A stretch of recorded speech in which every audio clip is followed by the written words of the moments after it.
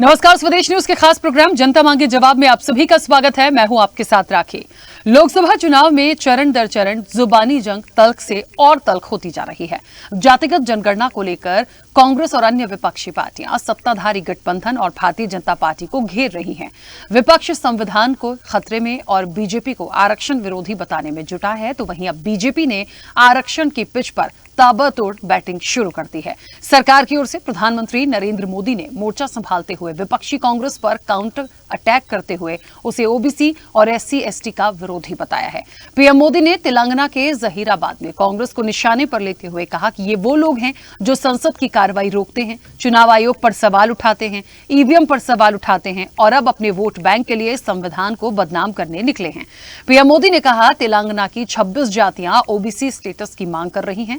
कांग्रेस ने इनकी मांग पर गौर नहीं किया और रातों रात मुस्लिमों को ओबीसी कैटेगरी में शामिल कर दिया।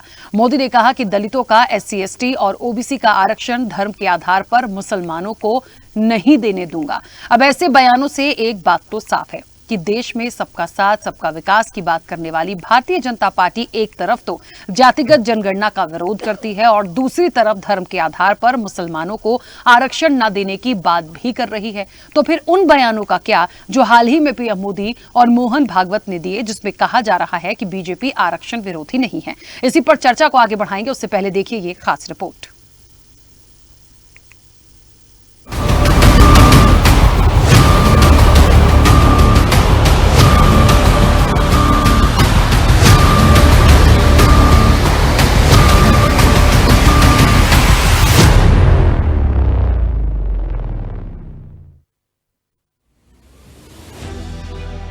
देश में चुनावी बयार है और सियासत भी जोरदार है। राजनीतिक दलों के पास कहने को तो कई मुद्दे हैं, लेकिन बात उन मुद्दों पर ज्यादा हो रही है जो जनता से न सिर्फ कनेक्ट करेगी बल्कि वोट बैंक को भी प्रभावित करने का काम करेगी।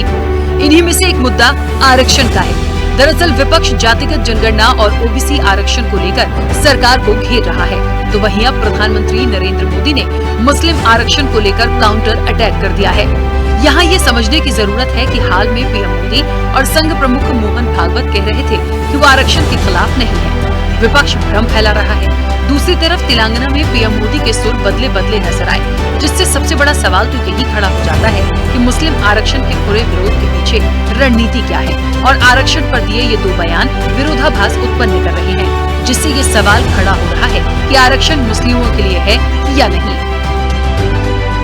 उनको लगता है कि आज पार्लियामेंट में सबसे ज्यादा SC/MP बीजेपी के हैं, सबसे ज्यादा ST/MP बीजेपी के हैं, सबसे ज्यादा OBC MP बीजेपी के हैं और इसलिए उनको लगता है अब SC/ST OBC तो बीजेपी का हो गया और अब माइनॉरिटी के ऊपर भरोसा करने के लिए SC/ST OBC का लूटो, माइनॉरिटी को दे दो।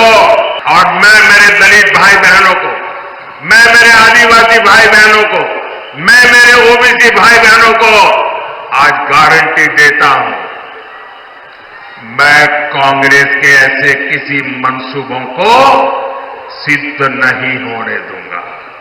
भाइयों बहनों, आप मुझे बताइए, हमारे तेलंगाना में और हमारे इस इलाके में जो लिंगायत समाज के लोग हैं, जो मराठा समाज के लोग हैं, उसमें 26 कास्ट ऐसी है जो ओबीसी में जाने के लिए मांग कर रही है। लंबे अरसे से चर्चा चल रही है। ये कांग्रेस वालों को हमारे मराठी भाई बहन या हमारे लिंगायत भाई बहन, इन 26 जातियों को ओबीसी बनाना मंजूर नहीं है, लेकिन मुसलमानों को रातों रात ओबीसी बना देते हैं। एक वीडियो घूम रहा है कि संघ वाले बाहर से तो बात ही अच्छे करेंगे, अंदर जाके कहते हैं आरक्षण का हमारा विरोध है, बाहर हम बोल नहीं सकते। अभी एकदम असत्य बात है, गलत बात है। जब से आरक्षण आया है तब से संविधान सम्मत सारे आरक्षण को संघ पूर्ण समर्थन देता है और संघ ये कहता है कि आरक्षण जिनके लिए है उनको जब तक आवश्यक लगेगा या सामाजिक कारणों से दिया गया है वो भेदभाव जब तक है तब तक ये आरक्षण जारी रहना चाहिए। आरक्षण का मतलब क्या है? सबसे पहले कि देश में गरीबों की, दलितों की, आदिवासियों की, पिछड़ों की भागीदारी होगी। यह है मतलब कि देश में जो सत्ता है, जो धन है, उसे न्याय के साथ बिना अन्याय बांटा जाएगा। रिजर्वेशन का यह मतलब है। रिजर्वेशन को खत्म करने का तरीका प्राइवेटाइजेशन, रिजर्वेशन को खत्म करने का तरीका अग्निवीर। आज आरएसएस के जो चीफ है उनका बयान आता है कि हम रिजर्वेशन के खिलाफ नहीं है। अरे इन्होंने ही पहले स्टेटमेंट दिया था कि रिजर्वेशन के खिलाफ हैं। जो भी रिजर्वेशन के खिलाफ है सारे के सारे इनकी पार्टी में जा रहे हैं। जो भी रिजर्वेशन के कॉन्स्टिट्यूशन के खिलाफ है सारों को ये ले रहे हैं, फिर कह रहे हैं कि भैया हम रिजर्वेशन के खिलाफ नहीं है। और इसका लक्ष्य क्या है मैं बता देता हूं, क्योंकि ये 20-22 अरबपतियों की मदद करना है। भारत में आरक्षण की शुरुआत 1882 में हंटर आयोग के गठन के साथ हुई। इस समय विख्यात समाज सुधारक महात्मा ज्योतिराव फुले ने सभी के लिए निःशुल्क और अनिवार्य शिक्षा और अंग्रेज सरकार की नौकरियों में आनुपातिक आरक्षण और प्रतिनिधित्व की मांग की थी। भारत में एससी को 15, एसटी को 7.5 और ओबीसी को 27% आरक्षण का प्रावधान है। बीजेपी की रणनीति साफ है, यूनिवर्सल हिंदू वोट बैंक की। 2014 और 2019 में बीजेपी की बड़ी जीत के पीछे भी जाति वर्ग की भावना से ऊपर उठकर हिंदुत्व के नाम पर अस्तित्व में आए इस वोट बैंक का योगदान अहम था। इस वोट बैंक में कई विरोधाभास हैं। इसे बचाए रखना और अपने साथ जोड़े रखना बीजेपी के लिए बड़ी चुनौती है। कांग्रेस और विपक्षी पार्टियां जातिगत जनगणना का राग अलाप रही हैं, तो उसके पीछे भी ओबीसी वोटर्स को अपने पाले मिलाने की कोशिश ही है। पीएम मोदी की संपत्ति कर से लेकर मनमोहन सिंह के पुराने बयान का जिक्र करना हो या अब मुस्लिम आरक्षण लागू नहीं होने देने का बयान, जातिगत जनगणना के विपक्षी दांव की काट और इस वोट बैंक को बचाए रखने की बीजेपी की रणनीति का ही हिस्सा है। उधर मुस्लिम आरक्षण के खुले विरोध के पीछे रणनीति क्या? पीएम मोदी और बीजेपी पिछले कुछ समय से अल्पसंख्यकों, खासकर मुस्लिम समाज से संवाद की रणनीति पर चल रहे थे।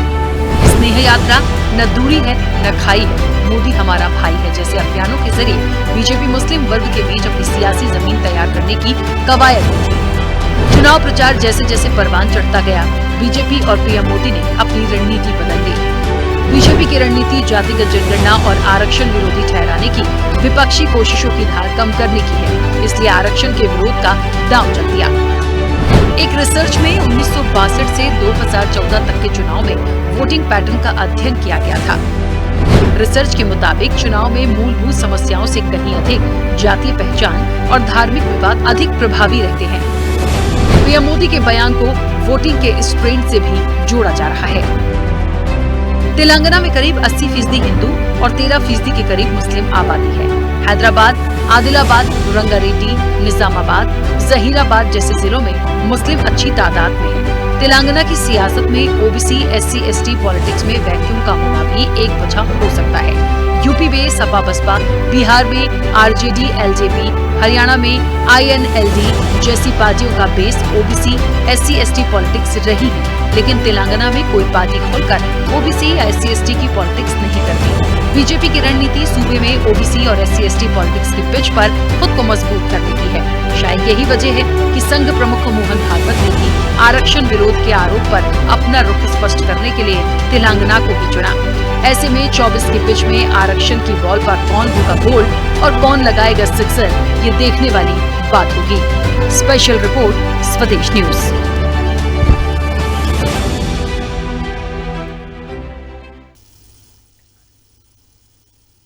देखिए, तो आरक्षण पर हल्ला है और किसका भला होगा ये तो हमें मुझे लगता है जनता इसका निर्णय देगी और 4 जून को तस्वीर पूरी तरह से साफ हो जाएगी। लेकिन एक बात जो है वो बिल्कुल सच होती जा रही है कि किन मुद्दों से शुरू हुए थे, किन बातों से शुरू हुए थे और तीसरे चरण के नजदीक आते आते कितनी चीजों पर आ गए। अब ये जो बात यहां से निकल पड़ी है, ये मुझे लगता है चौथे पांचवें चरण तक जाएगी और यदि कोई और बात निकल कर आ जाती है तो शायद उस पर चले जाएंगे, लेकिन वो महंगाई, वो बेरोजगारी और बाकी सारी जो बातें हो रही थी वो पता नहीं, लग रहा है शायद पीछे छूट गई हैं। खैर, अभी भी जिस मुद्दे पर हैं ये बहुत ज्यादा प्रभाव डालेगा, क्योंकि आरक्षण का मुद्दा ये आज इस चुनाव में नहीं आया, इसकी आग पहले भी देख चुके हैं, कई आंदोलन इसके लिए देखे जा चुके हैं। खैर, अब जो दो बयान अलग अलग तरीके से आए हैं, कहना क्या चाहते हैं, मुझे लगता है ये भारतीय जनता पार्टी स्पष्ट करे कि आरक्षण के पक्षधर हैं कि नहीं है। एक तरफ हैं, दूसरे बयान में कुछ और है, तो ये विरोधाभास नहीं चलेगा, ये क्लियरिटी उनको देनी पड़ेगी। जहां तक कांग्रेस या गठबंधन का सवाल है, उनको लेकर भी एससी एसटी यदि विरोधी बता रहे हैं पीएम मोदी कि ये विरोधी हैं, इन्हें लगता है कि सब बीजेपी के साथ हैं, तो फिर जातिगत जनगणना की बात कांग्रेस करती ही क्यों? तो यहाँ बहुत सारे सवाल हैं, उसका जवाब लेंगे। तमाम मेहमान जुड़े हैं, सबसे पहले आपका परिचय करा दें। भारतीय जनता पार्टी का पक्ष रखने के लिए अनिल गोयल हमारे साथ जुड़े हैं। अनिल जी, बहुत स्वागत चर्चा में जुड़ने के लिए। कांग्रेस का पक्ष रखने के लिए राजकुमार शर्मा हमारे साथ जुड़े हैं। राजकुमार जी, आपका भी बहुत स्वागत है। समाजवादी पार्टी का पक्ष रखने के लिए रविंद्र प्रताप सिंह हमारे साथ जुड़े हैं। रविंद्र जी, आपका भी बहुत स्वागत है। आम आदमी पार्टी का पक्ष रखने के लिए परमिंदर कौर हमारे साथ जुड़ी हैं। परमिंदर जी, आपका भी बहुत स्वागत है। राजनीतिक विश्लेषक कुमार राकेश हमारे साथ जुड़े हैं। कुमार राकेश जी, आपका भी बहुत स्वागत है। और स्वदेश न्यूज के managing editor RP Srivastava ji हमारे साथ जुड़े हैं। आरपी श्रीवास्तव जी, आपका भी बहुत स्वागत है। चर्चा की शुरुआत में सबसे पहले राजकुमार जी आपसे करना चाहती हूं, और वो भी क्यों, वो भी मैं बताऊंगी। पहले बताइए, मेरी आवाज पहुंच रही है? बिल्कुल पहुंचे। हाँ, Rajkumar ji, according to PM Modi, मतलब पीएम मोदी के अनुसार मेरा ये सवाल है, मुझे बताइए क्या आप लोग एससी एसटी ओबीसी के विरोधी हैं? क्योंकि ये आरोप है कि आप उनको लूट रहे हैं। यदि ऐसा है, कोई पॉइंट है, तो फिर जातिगत जनगणना में कौन आना था और कौन नहीं आना था, ये मुझे पहले थोड़ा स्पष्ट कर दीजिए। देखिए राकेश जी, कांग्रेस पार्टी एक बात को बहुत स्पष्ट रूप से देशवासियों को बताना चाहती है स्वदेश चैनल के माध्यम से कि भारतीय जनता पार्टी पहले चरण में क्या बोल रही थी, दूसरे चरण में क्या बोलने लगी और तीसरे चरण में कहां पर आके टिक गई है। देश की मूलभूत समस्याओं से भारतीय जनता पार्टी ने तीसरा चरण आते आते ध्यान हटा दिया है। राकेश जी, हिंदुस्तान में चाहे वो तेलंगाना हो, चाहे वो केरल हो, चाहे वो महाराष्ट्र हो, चाहे वो अन्य राज्यों यूपी हो, बिहार हो, आम आदमी को चाहिए रोटी, कपड़ा, मकान, शिक्षा, चिकित्सा, रोजगार। और भारतीय जनता पार्टी के जो मास्टरमाइंड हैं, हमारे देश के प्रधानमंत्री हैं, जो बीजेपी के स्टार प्रचारक हैं, वो खेल खेलने में बहुत माहिर हैं।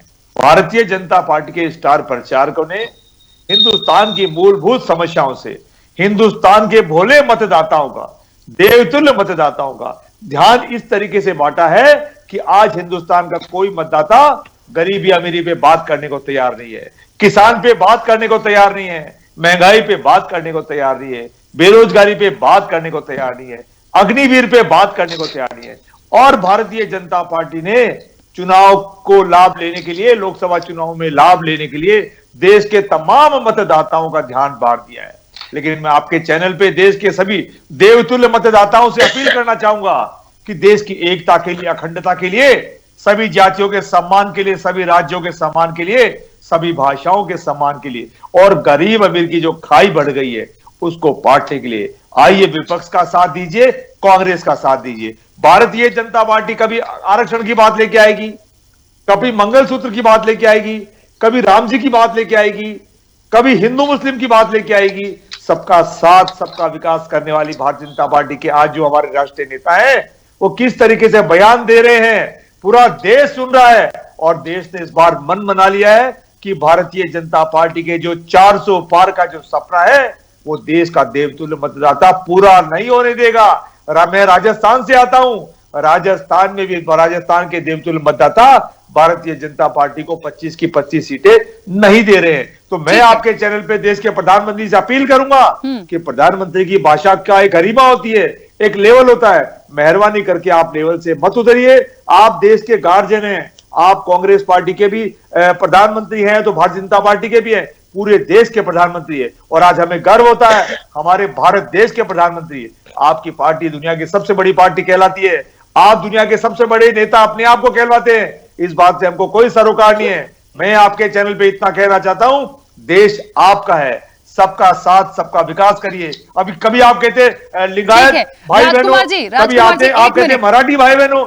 आपकी भाषा हर स्टेट पे जाती है, बदल जाती है। आपका हर स्टेट पे जाते हैं आप बयान बदल जाता है, और वो इससे बदलता राखी जी कि उनको उस स्टेट पे वोट चाहिए, चाहे वहां मुस्लिम रहते हो, चाहे लिंगायत रहते हो, चाहे हिंदू रहते हो, चाहे कोई और लोग रहते हो। मैं आपके चैनल पे एक बात और कहना चाहता हूं, राजकुमार जी सवाल तो सुन लीजिए सर, बोलते चले जाएंगे तो मेरे क्वेश्चन से रिलेट नहीं होगा ना। मेरे क्वेश्चन का जवाब एक लाइन में चाहिए मुझे। फिलहाल आपने अपनी पूरी बात रखी। जातिगत जनगणना की जो बात कांग्रेस लेकर आई है, उसमें क्या कोई एक क्राइटेरिया आपने बनाया है? जातिगत जनगणना तो उसमें सब लोग शामिल है, मुझे लगता है कोई ऐसा वर्ग है जिसको नहीं गिनेंगे हम। जातिगत जनगणना क्या होती है, उसका मतलब क्या है? यदि आप पर आरोप लगाया जा रहा है या पीएम मोदी का स्टेटमेंट है कि एससी एसटी ओबीसी के विरोधी हैं, लूटने की बात कर रही है कांग्रेस, लूट रही है इन लोगों को, मुझे उसका जवाब चाहिए। ताकि जी राज तो वो कर रहे हैं और लूट हम रहे हैं। मैं कह रहा हूं ये सिर्फ हिंदुस्तान के मतदाताओं का ध्यान भटकाने का काम है कि हम दलितों के विरोधी हैं, हम पिछड़ों के विरोधी हैं, जबकि कांग्रेस पार्टी हिंदुस्तान के सभी दलितों के साथ खड़ी है, पिछड़ों के साथ खड़ी है। मतलब ये कह के कि एससी ओबीसी के विरोधी कांग्रेस है, ये बीजेपी भ्रम फैला रही है। और लगातार भारतीय जनता पार्टी ये कह रही थी कि जो हमें आरक्षण विरोधी बताया जा रहा है, ये विपक्ष वाले विरोध और भ्रम फैला रहे हैं। मुझे लगता है सब लोग भ्रम ही फैला रहे हैं, तो ये इलेक्शन किस दिशा में जाएगा पता नहीं। तो इस भ्रम से पहले तो बाहर निकल जाए राजनीतिक दल। खैर ठीक है, वापस आऊंगी। अनिल जी आवाज पहुंच रही है? अनिल जी, मैं आपसे ना एक बयान जो मैंने सुने पीएम मोदी के, उस पर बात करना चाहती हूँ थोड़ा सा, क्योंकि समझना पड़ेगा।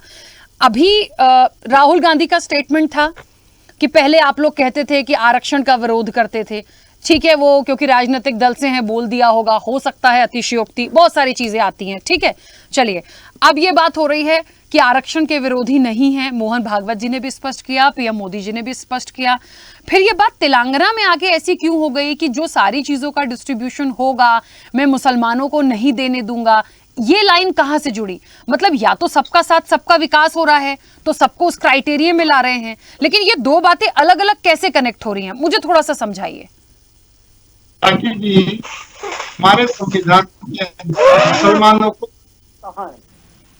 आप एक बार बताएं, जो ओबीसी को आरक्षण दिया हुआ है, उस आरक्षण में काट करके अगर 4% मुसलमानों को आरक्षण देने वाली बात होगी तो भारतीय जनता पार्टी सब खुलकर विरोध करेगी, और भारतीय जनता पार्टी सब खुलकर विरोध कर रही है। आप गैर संवैधानिक काम करेंगे और भारतीय जनता पार्टी चुप बैठी रहेगी, ये तो संभव ही नहीं है। नहीं, मतलब सबका साथ सबका विकास में मुस्लिम नहीं है, ऐसा कह रहे हैं आप? अल्पसंख्यक नहीं है? सबका साथ सबका विकास के अंदर सब है, लेकिन जब आरक्षण की बात आती है तो आप आरक्षण जो पिछड़े वर्ग के लोग हैं उनके कोटे में से काट के आप मुसलमानों को आरक्षण दे रहे हैं, तो इसका मतलब जिन पिछड़े वर्ग की बात कर रहे हैं उनका ही हक छीन करके आप मुसलमानों को दे रहे हैं। आप इस विषय को इस तरह से देखें, ना कि इनके चश्मे से देखें। दूसरी बात बड़ा स्पष्ट है कि जहां तक मुसलमान भाइयों का बात है, तो हमने 10% आरक्षण जो दिया है, आर्थिक आधार पर कमजोर वर्ग के लोगों के लिए 10% का आरक्षण व्यवस्था हमने संविधान में करी है। उसके अंदर कोई धर्म, किसी भी धर्म का व्यक्ति हो, अगर वो गरीब है, आर्थिक हालात में उसको आवश्यकता, तो हमने उसको दिया है। हम मुसलमानों के विरोधी नहीं है, लेकिन कानून के अनुसार देश चलेगा या मनमर्जी से देश चलेगा? आप जहां मर्जी जो मर्जी कहते हैं। अभी जो बात थी, राहुल गांधी जहां पर जैसा मर्जी बोल देते हैं, उनको अपने विषय ना तो पीछे की कोई ध्यान होता है, ना आगे का मतलब होता है। जो मुंह में आई वो उन्होंने बोल दिया, उस तरीके से देश नहीं चलेगा। आप ये बताएं, देश के अंदर मुसलमानों को आरक्षण मिले, कौन सी धारा के अनुसार मिल सकता है, कौन से संविधान के अनुसार मिल सकता है? जो संविधान में नहीं है, आप संविधान को बदलने की, तोड़ने मरोड़ने की बात करते हैं। आरोप बीजेपी पे लगाते हैं कि बीजेपी पहले संविधान बदल देंगे। आप दलितों का, पिछड़ों का आरक्षण छीन करके मुसलमानों को देना चाहते हैं, आरोप बीजेपी लगाते, बीजेपी वाले तुम्हारा आरक्षण खत्म कर रहे हैं। आपकी कथनी और करनी में जमीन आसमान का अंतर है, जिसका जवाब देश की जनता इन चुनाव के अंदर इनको दे रही है। इससे पहले भी देश की जनता इनको चुनाव में जवाब दे चुकी है कि ये जो लोग हैं वो सिर्फ कहते कुछ है, करते कुछ है, इन्हें जनता के हित से कोई मतलब नहीं है। इनको हित जो है, जो अपने परिवार के लोग हैं, ये उदाहरण के लिए सोनिया गांधी परिवार, उदाहरण के लिए मुलायम सिंह परिवार, उदाहरण के लिए लालू यादव परिवार, इन सबकी सत्ता कैसी बची रहे, इन सबके भ्रष्टाचार पर कैसे छुपाया जा सके। सिर्फ अपने परिवार के हित के लिए ये देश को बलि चढ़ाना चाहते हैं। हम सिर्फ देश के लिए काम करने वाले व्यक्ति हैं, देश के लिए हम काम कर रहे हैं। ठीक है, चलिए इसलिए वापस आते आपने- हैं। ठीक है अनिल जी 1 मिनट वापस आऊंगी। यहाँ पे एक सवाल और खड़ा हो गया कि मुस्लिम फिर जाएंगे कहाँ, पता नहीं ये कड़ी कहाँ से कहाँ चली जा रही है। रविंद्र जी मेरी आवाज पहुंच रही है? जी आ रही है। रविंद्र जी उत्तर प्रदेश की मैं बात करूं थोड़ा सा, इसलिए यहाँ कनेक्ट करना पड़ेगा कि यहाँ का फॉर्मूला भी बिल्कुल क्लियर लाइन पर है, पीडीए के फॉर्मूले पर काम चल रहा है। ठीक है, तो पीडीए में तो पिछड़ा दल अल्पसंख्यक यहाँ भी आया।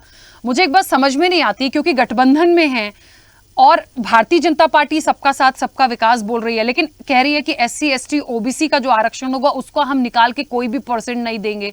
दूसरी तरफ कह रही है हम सबको लेके भी चलेंगे, उसमें मुस्लिम भी हैं। तो मुझे समझ में नहीं आ रहा कि फिर पीडीए के फॉर्मूले में है कि नहीं है।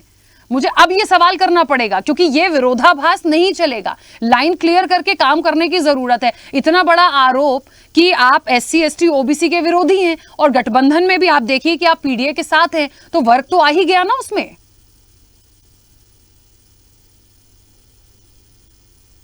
जो मूल मुद्दे हैं, क्योंकि ये सारे मुद्दे तो सदन में बैठ के हल करने के थे, तो 10 साल तक तो सदन में बैठ के हल किया नहीं इन्होंने। जो मंच पे मूल मुद्दे थे वो थे महंगाई के, बेरोजगारी के, किसानों के, महिला सुरक्षा के, राष्ट्रीय सुरक्षा के, हमारी अंतरराष्ट्रीय छवि के। उस पर तो कुछ भी नहीं बोलते हैं, गरीबों पे कुछ नहीं बोलेंगे। तो जो मुद्दे थे, दूसरा मुद्दा था कि इन्होंने 14 में और 19 में गारंटियां दिया, उसमें बता दिए होते कि यार हमने ये काम कर दिया और आप हमको वोट दे दो। ये मुद्दा विहीन व्यक्ति जो है अब वो आरक्षण पे बोलना शुरू कर दिए, मंगलसूत्र से उतर के अभी आरक्षण पे आ गए हैं। तो अगर आरक्षण पे आप बोल रहे हैं तो आरक्षण पे बोलते समय आपको आरक्षण के प्राविधानों का मतलब नहीं मालूम है। उसके लिए आपको आर्टिकल 16(4) देखना पड़ेगा, 16(5) देखना पड़ेगा, 15(4) देखना पड़ेगा, फिर 343 देखना पड़ेगा, 45 देखना पड़ेगा। ये सारे आर्टिकल्स में हमारे मेंशन है। अभी कह रहे थे मुसलमान, तो मुसलमानों को भी राज्य सरकारों ने पिछड़ों में घोषणा कर रखा है कि मुसलमानों में भी जातियां हैं, वो जातियां पिछड़ी होती हैं, तो नेचुरली ओबीसी के अंदर अपने आप ये आरक्षण पा जाती हैं। ये आरक्षण दे या ना दे, ऐसा क्यों भ्रम फैलाते हैं।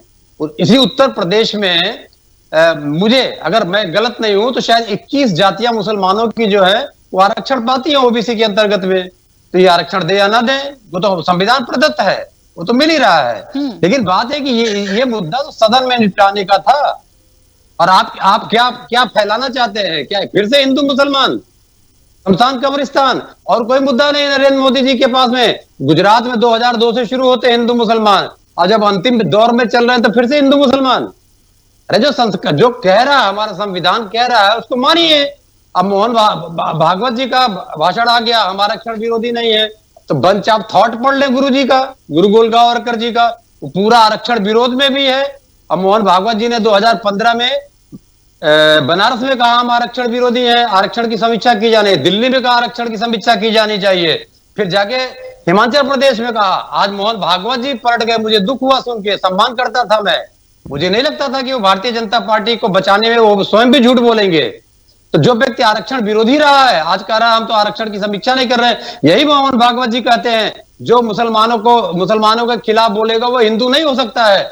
आज मोहन भागवत जी इस बात को क्यों नहीं बोल गए? तो मुझे लगता है कि भारतीय जनता पार्टी मुद्दा विहीन है, इसलिए अब वो पूरे के पूरे चुनाव को अपने हार को सन्निकट देख के हिंदू मुसलमान बनाना चाह रही है, जैसा कि एक्सपेरिमेंट इन्होंने कर्नाटक में किया था, लेकिन यह एक्सपेरिमेंट सफल नहीं होगा। जी दिल्ली।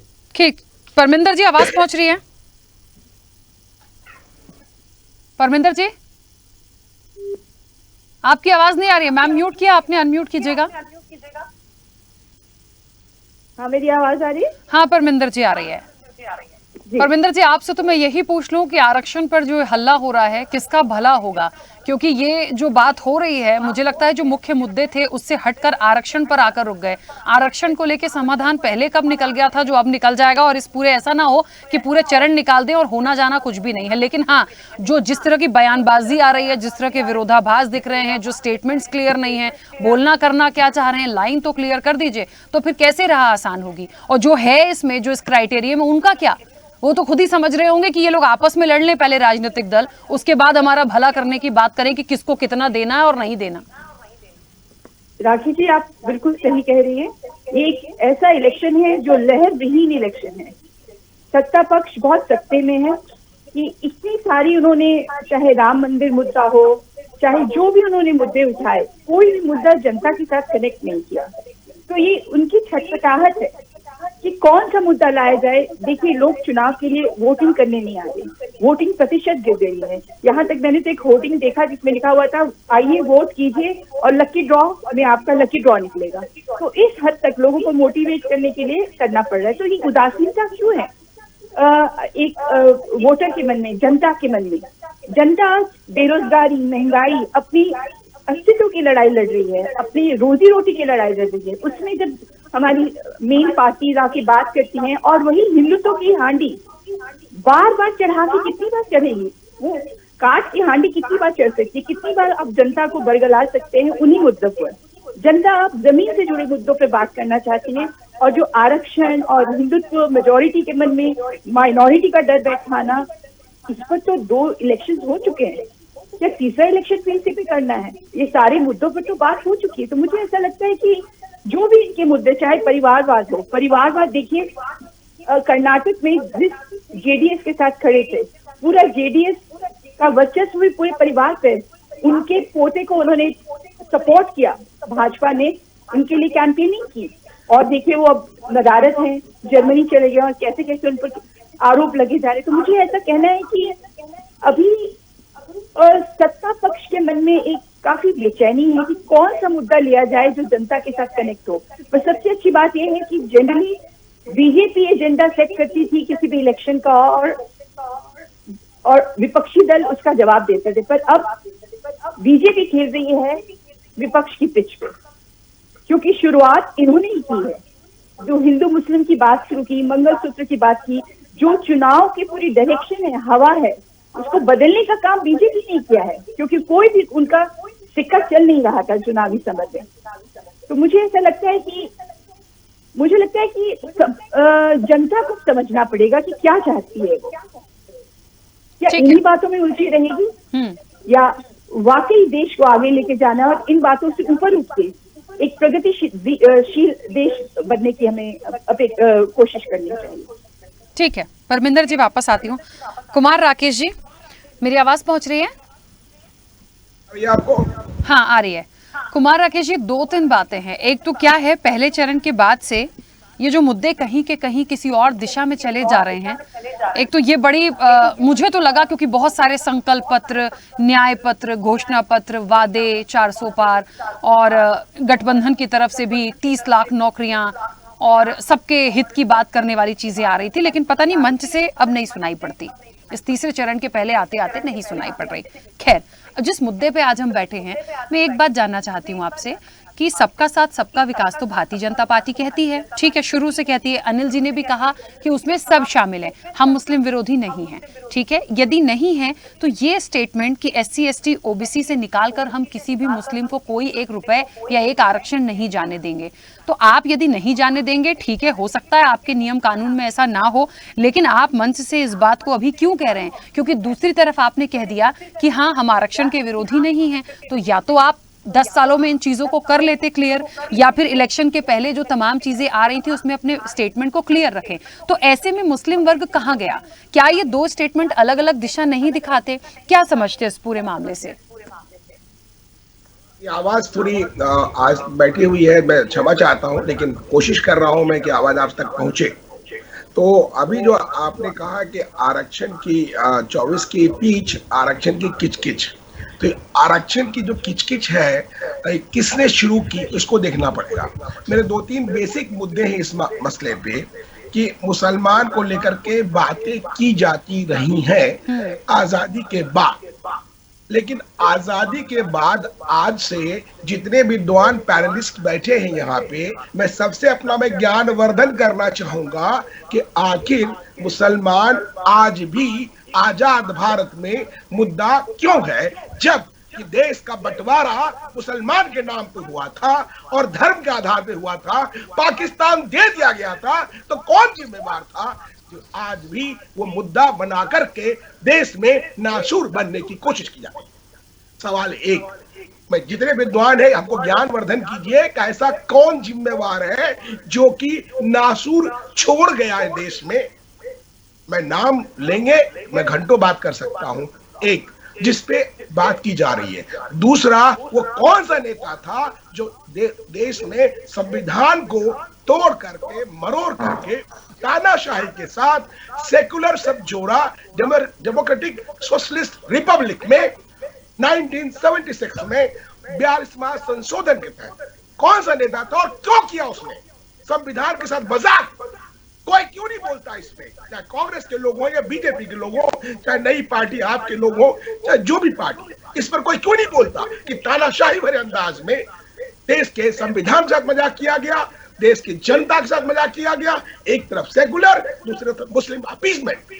नंबर 3, जो बातें की जा रही है ये झूठ के पहाड़ को सच बना के मुलम्मा चढ़ा करके आम जनता को, आम वोटर को मूर्ख बनाने की कोशिश है, लेकिन ऐसा नहीं होगा, सच को स्वीकारना पड़ेगा। टू मूड में कंसर्न बीजेपी जो बात कर रही है कि मुसलमान को आरक्षण नहीं मिलेगा, जितने लोग यहाँ बैठे हैं आप दिल से बोलिए उस आरक्षण का लाभ जिस पर चर्चा करने बैठे कितनों को मिल रहा है? श्रीवास्तव जी को, रविंद्र प्रताप सिंह को, अनिल गोयल को, राजकुमार शर्मा को, प्रविंदर कौर को, राखी वर्मा को, किसी को नहीं मिल रहा। लेकिन हम देश हित में इस मुद्दे पे चर्चा कर रहे हैं और ये इसके कारण आज की तारीख में विश्व के जो भी 88-90 देश हैं, 3.5 करोड़ आबादी जो हमारे प्रीमियर है वो एनआरआई बनी हुई है इसी आरक्षण और जातिवाद के चलते।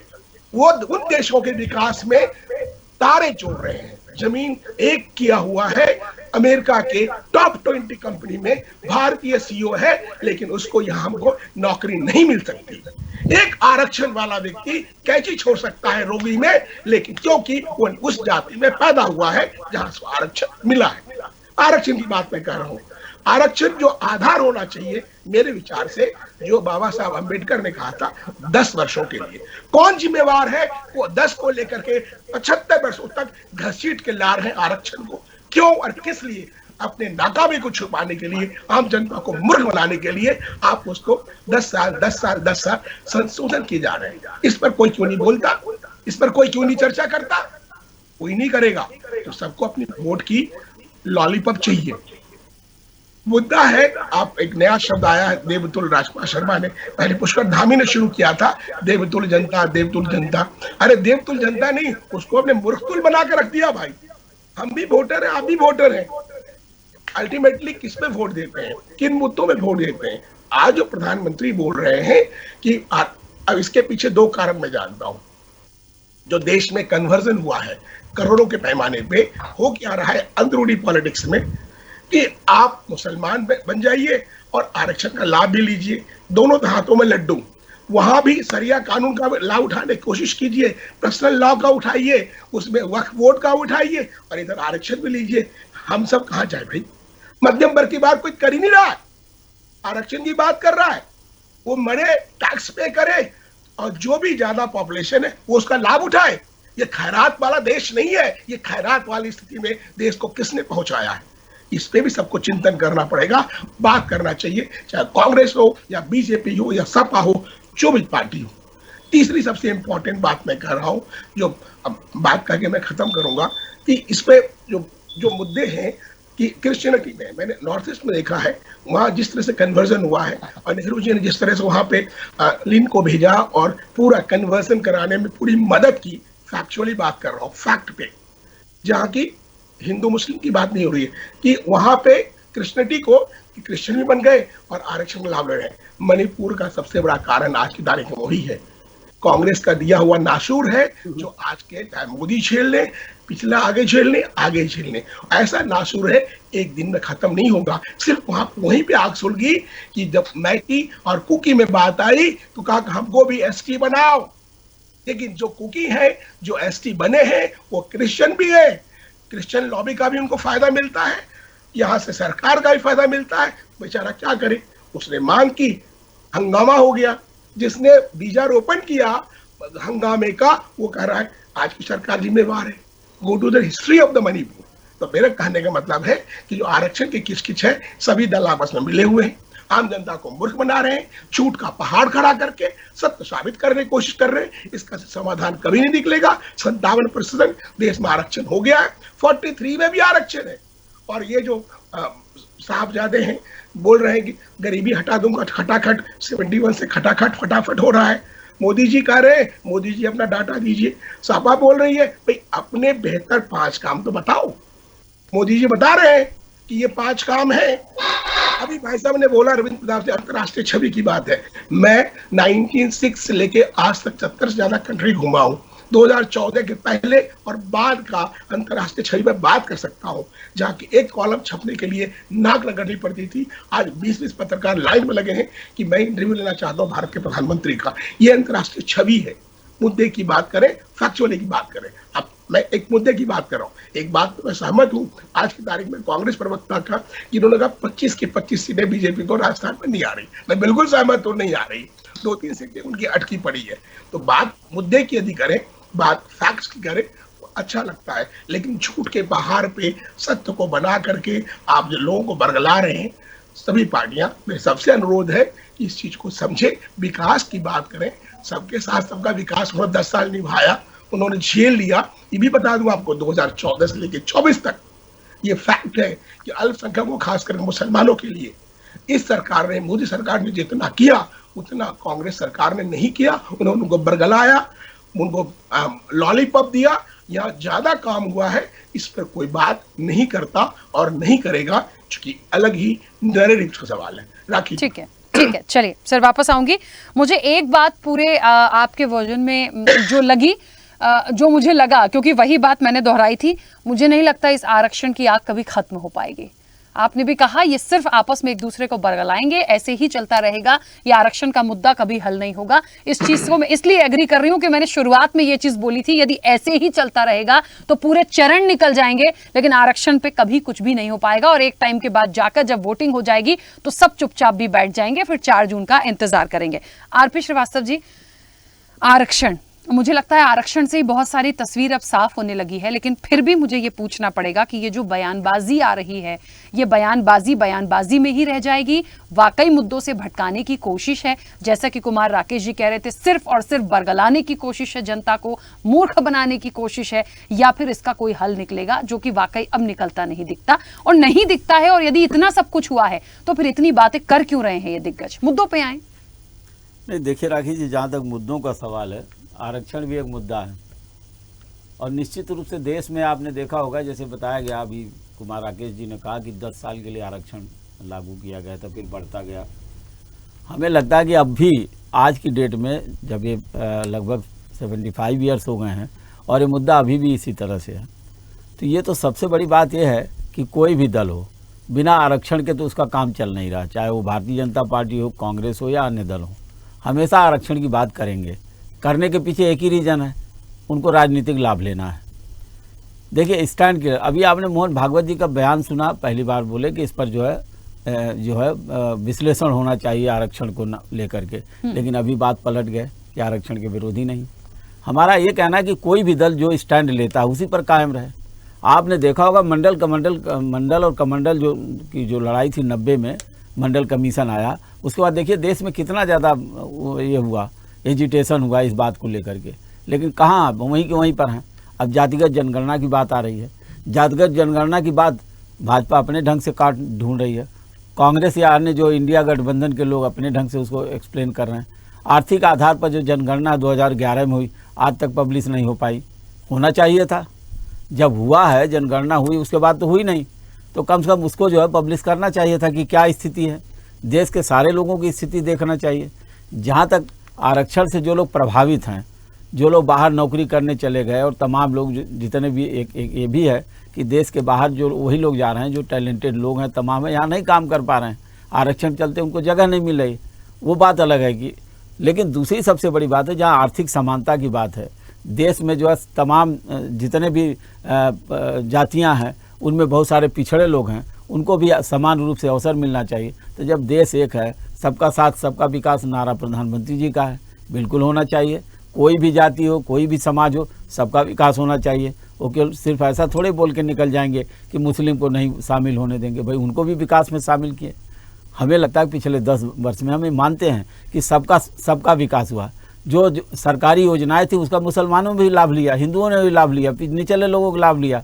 तो अब ये ज़रूरत नहीं पड़ती है आज की डेट में कि इस मुद्दे को उठाया जाए कि हम उनको नहीं लेने देंगे। आप ही ने दिया है लाभ, तो आप बदलिए मत। मेरा कहने का मतलब है कि देश में सारे लोग जितने भी दल हैं उनको इस पर विचार करना चाहिए। ऐसा नहीं है कि जब चुनाव आता है तो हर दल अपने अपने ढंग से नैरेटिव सेट करते हैं। यहाँ आप देखिए, इतिहास में पीछे जितना जाएंगे उतनी बहुत सारी खामियां नजर आएंगी, क्योंकि इतिहास ही इसीलिए कि खामियों से भरा हुआ इतिहास होता है। जो गलतियां इतिहास में हो जाती हैं वो दोबारा दोहराने की जरूरत नहीं है। लेकिन फिलहाल देश में जो परिस्थितियां हैं, जो चुनाव का जो सिनेरियो जो आप बोल रही हैं कि जैसे जैसे चुनाव के चरण आते जाएंगे मुद्दे बदलते जाएंगे, लेकिन ये मुद्दा स्थायी जरूर है, क्योंकि बाकी मुद्दे जो है जब भी आ रहे हैं तो उनके सामने एक नया मुद्दा खड़ा हो जा रहा है। तो इस चुनाव में निश्चित रूप से आप देखेंगे कि जाति आरक्षण जो उनका एजेंडा है, कांग्रेस के न्याय पत्र में है कि वो जो है जाति का जनगणना कराएंगे। अब सवाल है कि प्रधानमंत्री जी ने 4 जातियां पहले ही बता दी है, जिसमें इस तरह की जातियों का कहीं जो है जिक्र नहीं है। गरीब, अमीर, किसान, मजदूर, यही 4-5 जातियां हैं, महिला, ये सारी जातियों को उन्होंने पहले डिस्क्राइब कर दिया। तो बिल्कुल सही बात है कि अगर देश का विकास करना तो इन्हीं के आधार पर करिए, लेकिन कोई एक स्टैंड जरूर कायम जो है होना चाहिए कि हम ये कर रहे हैं तो करेंगे। जनता देखिए, जनता सबको चुन के भेजती है और उससे उम्मीद करती है, चाहे जो भी दल हों और जितनी भी सरकारें नहीं, उम्मीद करती है कि लोग उनका जा कर के भला करें।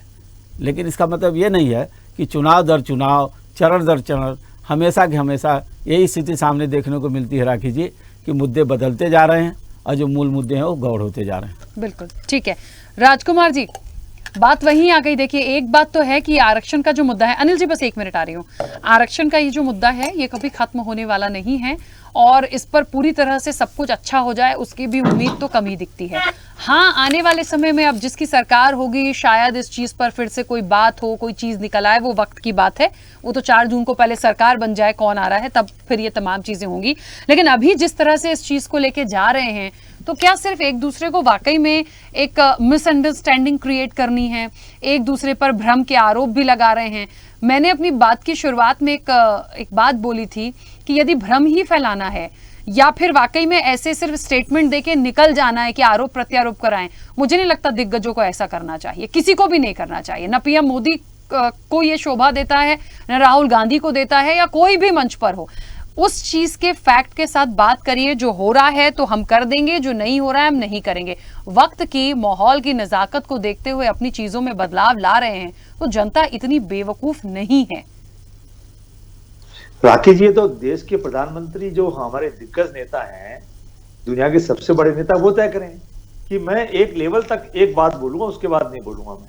लेकिन वो तो डे बाय डे नीचे उतरते जा रहे हैं, और जब वो 400 पार आ रहे हैं तो फिर घबरा किससे रहे हैं, मूल मुद्दों से भटक क्यों रहे हैं? कांग्रेस पार्टी कह रही है न जात पे न पात पे, बटन दबाओ हाथ पे।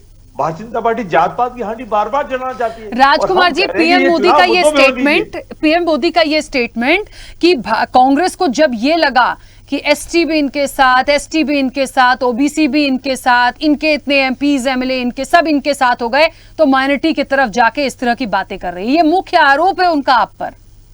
नहीं राखी जी, मैं आपको एक बहुत स्पष्ट तौर पे साधारण शब्दों में एक बात कहना चाहता हूं कि देश ने 2014 में और 2019 के चुनाव में जिस तरीके से भारतीय जनता पार्टी का साथ दिया था, मोदी जी के कहने पे कोरोना काल में लोगों ने, देशवासियों ने, देवतुल्य मतदाताओं ने, देवतुल्य हमारे हिंदुस्तान के 140 करोड़ लोगों ने ताली थाली घंटी टॉर्च जलाई थी। लेकिन 2024 के चुनाव में देश का मतदाता उनकी बात सुनने को तैयार नहीं है, घर से बाहर निकल के वोट डालने तक को तैयार नहीं है। ये भारतीय जनता पार्टी देख करके घबराई हुई है। ठीक है, अनिल जी कुछ कहना चाह रहे हैं, बोलिए। राखी जी, मैं एक बात कहना चाहता हूँ। अभी श्रीवास्तव जी ने कहा कि जो सरकार की योजनाएं हैं, उन सब योजनाओं में देश का हर गरीब व्यक्ति उसका लाभ उठा रहा है, चाहे हिंदू है, चाहे मुस्लिम है, चाहे सिख है, चाहे ईसाई, चाहे वो ईडब्ल्यूएस एडमिशन का मामला हो, चाहे अनाज के बंटने का मामला हो, चाहे आयुष्मान योजना हो, चाहे कोई भी योजना हो, हर योजना का लाभ मिला। इसलिए हम सबका साथ सबका विकास को लेकर के चल रहे हैं। बांटने की बात कर रहे हैं हमारे विपक्षी लोग। उदाहरण के लिए पीडीए, अब ये पीडीए को लेकर चले तो जग जाहिर है। तो क्या पीडीए के अलावा जो हिंदुस्तान में लोग रहते हैं उनके इनको वोटों की जरूरत नहीं है, यानी पीडीए बीजेपी वो रहेगी। यानी बाकी जो लोग हैं, बांटने की बात क्या कर रहे हैं कि बाकी लोग हिंदुस्तान में रहने अधिकारी नहीं है, बाकी लोगों को कोई हक नहीं है। आप पीडीए की बात आप कर रहे हैं, यानी बंटवारे की बात आप कर रहे हैं, आरोप बीजेपी पे लगा रहे हैं। सनातन धर्म को गाली आप दे रहे हैं और सांप्रदायिक आरोप हम कि सनातन धर्म है, मलेरिया है, इसको बीमारी है, इसको खत्म हो जाना चाहिए, और वो आपके गठबंधन में शामिल है। हमको हिंदू मुस्लिम बांटने की बात कर रहे हैं, हम ये कर रहे हैं। दूसरी बात मैं एक बात पूछना चाहता हूं कि उत्तर प्रदेश से बिहार के लोग शौचालय साफ करते हैं, ये आपके गठबंधन में शामिल है। यानी उत्तर और दक्षिण को बांटने की बात आप कर रहे हैं, समाज को तोड़ने की आप बात कर रहे हैं, हिंदू मुस्लिम को बांटने की आप बात कर रहे हैं, आरोप बीजेपी पे लगा रहे हैं। विरासत टैक्स की बात किसने करी? कांग्रेस के थिंक टैंक करने। अब अगर वो ये बात विरासत टैक्स की बात कहेंगे, या राहुल गांधी जी ने क्या कहा कि सारे प्रॉपर्टी के एक्सरे होंगे, सारा ये होगा, सारा वो होगा, और जिसकी प्रॉपर्टी होगी जिसको दी जाएगी। तो ये सब बातें कह कौन रहा है? वो खुद कांग्रेस या विपक्षी दल ये सब बात कह रहे हैं और भारतीय जनता पार्टी उसका जवाब दे रही है और आरोप भारतीय जनता पार्टी पर। आप ये देखेंगे शुरू से लेकर आखिर तक देश को बांटना धर्म के आधार पर, राखी जी, भारतीय जनता पार्टी करे तो रासलीला और कोई और करे तो करंट ढीला। दोहरी नीति भारतीय जनता पार्टी की देश में चलने वाली नहीं है। वो सुनती नहीं है, मनमर्जी करती है, एयर कंडीशन में बैठती है, पब्लिक के बीच में नहीं जाती, जनता की बात सुनने का ध्यान नहीं है, एयर कंडीशन में बैठना और एक परिवार की चमचागिरी करना। अगर आता तो नहीं, अनिल जी यहाँ मैं थोड़ा सा बोलूंगी कांग्रेस के लिए। नहीं, भारत जोड़ो यात्रा, भारत जोड़ो न्याय यात्रा बहुत सारी जगह राहुल गांधी का, ये मत बोलिए ऐसी कमरे में बैठे थे प्लीज। भारत जोड़ो या भारत तोड़ो? नहीं सर, जोड़ो थी, मैंने तो जोड़ो ही सुना, लोग दिख रहे थे, टूटते हुए नहीं दिखे। प्लीज मैं थोड़ा सा, मैं बहुत क्लियर बात करती हूँ, प्लीज उसको अदरवाइज मत लीजिएगा। राखी जी, कांग्रेस के लोग इनके छोड़कर कहीं नहीं गए, भारत जोड़ो यात्रा कर रहे हैं कांग्रेस लोग। भारतीय जनता पार्टी की दुखती पे हाथ मत रखिए आप। लोग इनके न्याय से अन्याय से परेशान हो गए। मैं राजकुमार जी जिस जगह पे खड़ी हूँ, मैं कहीं भी कोई भी पिन चुभा सकती हूँ, पूछ सकती हूँ, मेरा तो राइट है, तो मैं तो बोलूंगी। राखी जी, ये लोग चुनाव लड़ने से भाग रहे हैं, इनके बड़े नेता चुनाव में लड़ने से भाग रहे हैं। ये नहीं भाग रहे सर, उनका व्यक्तिगत मत है, उनका व्यक्तिगत मत है। मैं एक बात व्यक्तिगत मत की बात आप तो केसरगंज से टिकट ही डिक्लेयर नहीं कर पा रहे। सर प्लीज उस लाइन पे मत जाइए ना, मेरे पास बहुत सारी चीजें, क्यों हम आरक्षण पे ही रहे, तो इधर उधर जाएंगे सर, फिर मुझे भी बोलना पड़ेगा। राखी जी, मैं भी आरक्षण की बात कहता हूँ। हाँ, दूसरा भी आम आदमी पार्टी के कहते हैं एक ही मुद्दा है, यमुना नदी आज तक साफ नहीं हुई। दिल्ली के अंदर हर बार में यमुना नदी साफ कर देंगे, यमुना नदी साफ कर देंगे। दिल्ली जो है गैस का चैम्बर बना हुआ है, इस बात के लिए आम आदमी पार्टी कुछ नहीं बोले, दिल्ली के लोगों का जीवन बेहाल कर रखा है। इसी तरीके से ये लोग दिल्ली के अंदर गठबंधन में है, पंजाब में एक दूसरे का विरोध कर रहे हैं। यानी भ्रमित ये खुद हैं, लोगों को भी भ्रमित कर रहे हैं, आरोप बीजेपी पर लगा रहे हैं।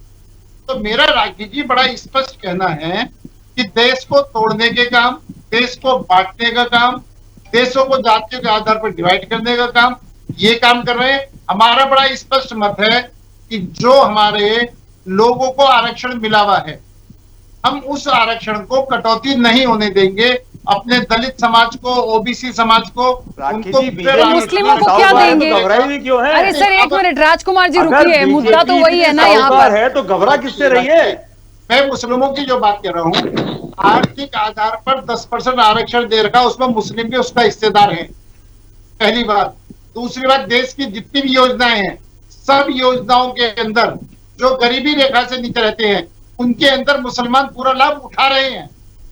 सर मुझे तो आरक्षण की ये खाई आज तक समझ ही नहीं आई। मैंने तो जो पढ़ा था वो यही पढ़ा था कि आखिरकार सबको समान रूप से रख लीजिए, सबका समान रूप से भला कर दीजिए, इसीलिए आरक्षण पे आज तक हल नहीं निकला और कभी निकलेगा भी नहीं। मैं आपसे कह रही हूँ कभी हल नहीं निकलेगा, क्योंकि आपसी फायदे के लिए तोड़ मरोड़ के सबको पीस डालिए, ये जनता बेचारी वैसी की वैसी ही रह जाएगी। सच बता रही हूँ मैं इस चीज पे।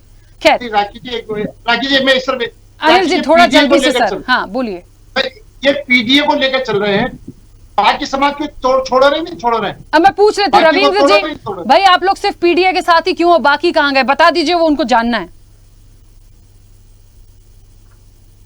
मुझसे पूछ रहे हैं आप? हाँ रविंद्र जी, उत्तर प्रदेश में ही तो पीडीए वाली लाइन चल रही है, वो इसीलिए बार बार आपको ही कह रहे हैं।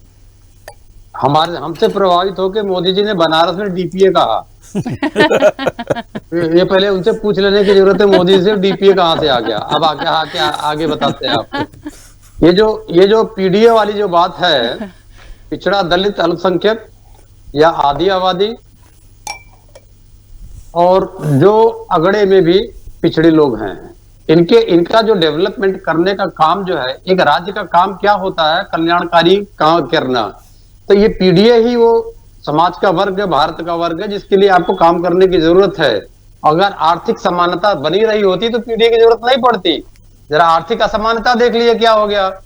10% लोगों के पास में पिछले 10 साल का इतिहास में 55% संपदा चली गई, और इस 10% में से 1% लोगों के पास में 1% संपदा चल गई। आज के डेट में हम आरक्षण पे बात कर रहे हैं, आरक्षण है कहां पे? सरकारी नौकरियां खत्म हो गई हैं, डिफेंस में सरकारी नौकरी खत्म हो गई, अग्निवीर हो गए हैं, वहां कहां आरक्षण है? जितनी भी स्टेट गवर्नमेंट की नौकरियां थी खत्म हो गई हैं, आउटसोर्सिंग पे चली गई हैं, आरक्षण है कहां पे? लेकिन एज ऑन डेट हमारे संविधान में आरक्षण है। अगर इसका कोई विरोध करता है तो संविधान का विरोध करता है, वो संविधान का विरोध करता है जब तक कि संविधान में अगला संशोधन न आ जाए। अब इस संविधान के संशोधन को खत्म करने के लिए भारतीय जनता पार्टी ने क्या किया, जातिगत जनगणना तो छोड़ दीजिए, उसका आउट करेगा, जनगणना ही नहीं कराया। किसी देश के लिए दुनिया में सबसे शर्मनाक विषय है कि आपने देश की जनगणना ही नहीं कराया। 10 साल तक आप सरकार में बैठे रहे, जनगणना नहीं कराया। और जब हमारे संविधान में आरक्षण है तो आपको मानना पड़ेगा, किसी हालत में मानना पड़ेगा, आपको जो मर्जी बोलने लगे, किन्हीं परिस्थितियों में मानना पड़ेगा। ठीक है। तो आज के डेट में संविधान में आरक्षण है तो उस संविधान के आरक्षण को मानना पड़ेगा। जब मोदी जी 400 पार वाली कल्पना में आ जाएंगे तब वो संविधान में संशोधन करके आरक्षण खत्म कर देंगे, मोहन भागवत जी से समीक्षा करवा दिए। ठीक है, एक मिनट रोकूंगी। जो जिसका विरोध कर रहा है वो संविधान का विरोधी है। रविंद्र जी 1 मिनट रुके। कुमार राकेश जी 1 मिनट, परमिंदर जी भी कुछ कहना चाह रही है, बस 1 सेकंड। परमिंदर जी बोलिए, आवाज नहीं आ रही मैम? हाँ आवाज आ रही? हाँ बोलिए। अनिल जी कह रहे थे कि आम आदमी पार्टी ने दिल्ली में क्या किया, गैस चेम्बर बना दिया, जमुना की सफाई करना चाहते हैं। मैं इसमें जवाब देना चाहती हूँ। अनिल जी, देश के इतिहास में आज तक नहीं हुआ कि लोकतांत्रिक तरीके से चुने गए मुख्यमंत्रियों को चुनाव के दौरान जेल में डाला गया। आप सफाई की बात ना कीजिए, आपका एजेंडा विपक्ष की सफाई का है। जमुना की सफाई एक तरफ, विपक्ष की सफाई एक तरफ। और सुनिए, आपने जो विपक्ष डरता था कि इलेक्शंस नहीं होंगे अगर भाजपा तीसरी बार आती है, तो मुझे लगता है इन्होंने एक सैंपल दे दिया है। जो सूरत में हुआ है, जो इंदौर में हुआ है, जो खजुराहो में हुआ है, वो आप लोग ने एक सैंपल दे दिया है कि कैसे लोकतंत्र की हत्या होगी बिना इलेक्शन के आरोप के अंदर बंद है, भ्रष्टाचार करते रहो और दिल्ली की जनता मरती रहे। कितना अच्छा लग रहा है। अभी भी देखिए आरक्षण की बात होते होते पता नहीं किसकी सफाई और कहां कहां चले जा रहे हैं। मैंने कहा ना, कुछ हो नहीं सकता। कुमार राकेश जी कुछ कह रहे हैं, बोलिए। हाँ अभी इन्होंने रविंद्र जी ने बड़ी अच्छी बात कही, आर्थिक समानता की बात। आर्थिक समानता हमारा संवैधानिक अधिकार है। क्या उनकी पार्टी ने, क्या बीजेपी ने, क्या कांग्रेस ने, और जो अभी अपने भ्रष्टाचार के आरोप में जेल में जाने के बाद मुख्यमंत्री पद नहीं छोड़ रहे हैं, आपके केजरीवाल जी ने या अन्य पार्टी ने इस पे कभी चर्चा की पिछले 75 वर्षों में कि आर्थिक समानता लाई जाए? ब्लेम गेम बहुत ईजी है। उसको बोल दो 22 आदमी सरकार चला रहा है, जैसे 2014 के बाद अडानी अंबानी पैदा हुए, उसके पहले थे ही नहीं। कहने का मतलब है आरोप लगाना बड़ा आसान है, लेकिन उस पर कितना काम किया आपने या किन दलों ने, उस पर कोई बात नहीं करता। कि सपा के बोल दे कि 5 महीने अच्छे काम किए, बताओ तुम अपना गिनाओ। बीजेपी तो 50 काम गिना रही है, आप पार्टी बोले कि ठीक है भाई। कांग्रेस ने कहा कि चलो मैं 5 काम अच्छा किया, इसी कारण देश चल रहा है। तो ये कहने के लिए किसी के पास नहीं है। समानता अधिकार जो दिया गया संविधान में फार्स है, मजाक है, लोगों की भावनाओं पे कुठाराघात है। मैं सीधी बात कर रहा हूं। ठीक है, चलिए, क्योंकि समय की सीमा है, आरपी श्रीवास्तव जी बहुत संक्षिप्त प्रतिक्रिया। राखी जी, जहाँ तक आरक्षण का सवाल है, जिस मुद्दे पर आज हम लोग चर्चा कर रहे हैं, हमको लगता है कि कोई भी दल लगता है कि आरक्षण जो है एक तरह से उससे अलग नहीं हट सकता है। उसको आरक्षण के लिए उसकी वकालत करना ही पड़ेगा। और शायद यही वजह है कि कोई भी दल आज की डेट में इस स्थिति में नहीं, चाहे पीडीए हो या फिर वो जो आर्थिक आधार पर आरक्षण की बात हो, या फिर प्रधानमंत्री जी का आरक्षण खत्म नहीं होगा, उन्होंने गारंटी भी दिया। एक गारंटी ये भी है, बहुत सारी गारंटियाँ, उसमें एक आरक्षण खत्म न होने की भी गारंटी है। कुमार राकेश जी बिल्कुल सही कह रहे थे कि बहुत सारे दल इस बात के लिए तैयार ही नहीं हो रहे कि आरक्षण और तमाम चीज़ों पर ये हो। तो हमें लगता है कि जब तक वोट बैंक की राजनीति होती रहेगी देश में, तब तक इस मुद्दे पर चर्चा गर्म रहेगी। और आने वाले समय में देखिए क्या क्या खेल खेलती हैं पार्टियां, और क्या क्या जुमले आते हैं, क्या क्या बातें आती हैं, एक दल दूसरे के ऊपर कितना पलटवार करते हैं, ये देखना होगा। लेकिन फिलहाल 2024 का चुनाव एक तरह से चमत्कारिक चुनाव कह लीजिए। बिल्कुल सही बात है, क्योंकि समय हो गया है। रविंद्र जी नहीं आ पाऊंगी सर, समय बहुत ज्यादा हो गया। ये विषय भी ऐसा है कि समय कम ही पड़ जाता है। खैर, आप सभी का बहुत शुक्रिया इस चर्चा में जुड़ने के लिए। निश्चित तौर पर देखिए 24 की पिच है और आरक्षण पर जो किचकिच है वो चलती रहेगी। ये बात तो साफ हो गई कि आरक्षण की जो आग है वो कभी भी बुझने वाली नहीं है। ये मामला चलता रहेगा। आने वाले चरणों में देखिए इसको, ये तो एक ऐसा मुद्दा है कि ये चलता ही रहेगा, धीरे धीरे पूरे चरण निकालेगा। लेकिन उस बीच कुछ और आ गया तो हो सकता है थोड़ा शांत बैठ जाए। लेकिन निश्चित तौर पर जो बात निकल कर आई है उस पर सोचने की जरूरत है कि सिर्फ आप जुमलेबाजी करेंगे या वाकई कोई अच्छा एक ऐसा पॉइंट निकालकर तथ्यात्मक बात करेंगे जिससे इस मसले का हल निकल पाए। क्या होता है, आने वाली तस्वीर बहुत जल्दी साफ होगी। 4 जून को पहले तो जनता अपनी सरकार चुन ले, उसके बाद समझ में आएगा। चर्चा में इतना ही। बने रहिए स्वदेश न्यूज के साथ। सबसे पहले देश।